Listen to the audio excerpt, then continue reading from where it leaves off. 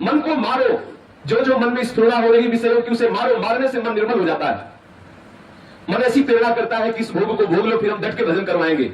हमें आज रसगुल्ला पवाओ, फिर हम चक्क भजन कराएंगे। और जहां आपने इसके रसगुल्ला पवाया कहा ये दूसरी तरफ भटकाएगा, फिर वो भजन में नहीं लगेगा। अगर आपने कहा कि पहले भजन करो फिर रसगुल्ला पवाएंगे। हाँ, संत बड़े युक्ति वाले होते हैं। जैसे मन हट कर ले कि ये पदार्थ पाएंगे, बोले ठीक है मंगा लिया। अगर कोई भगत हुआ और टांग दिया, बोले देखो 108 माला गुरु मंत्र की जप करो, वो टंगा हम तुम्हें पवाएंगे। बीच बीच में कहेगा पहले पवा दो, नहीं पहले 108 माला जप करो। धीरे धीरे धीरे धीरे मरना। और फिर क्या, एक बार अपने सदगुरुदेव भगवान से कहा कि हमें मीठा में बहुत राग है, मिठाई पाने में हम प्रयास करते हैं, लेकिन सामने मिठाई आ जाती है तो विवश हो जाते हैं और उसको पाते हैं, तो कैसे इससे हम मुक्त हो।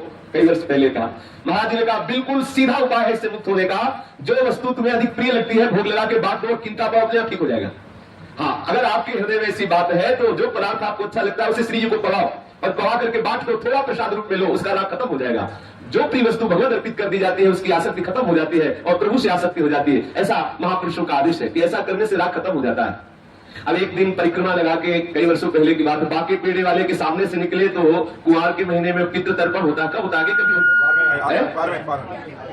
आएगा तो बढ़िया वो नहीं, इमरती गरम गरम इमरती बन रही थी, पैसा पास रहता नहीं था, भिक्षुक जीवन था। जलेबी की तरह इमरती की तरफ देखा, मुंह में पानी आ गया, कदम रुकने लगे तो हमने मन से कहा भैया अपने पास पैसा तो है नहीं। अब ठाकुर जी अपने भक्तों को कैसे दुलार करते हैं, तत्काल एक पीछे से आए, बोले बाबा हमारी 50 रुपया ले ली, आप एक भेंट लेंगे। तो हमने कहा ये इमरती के लिए आया है।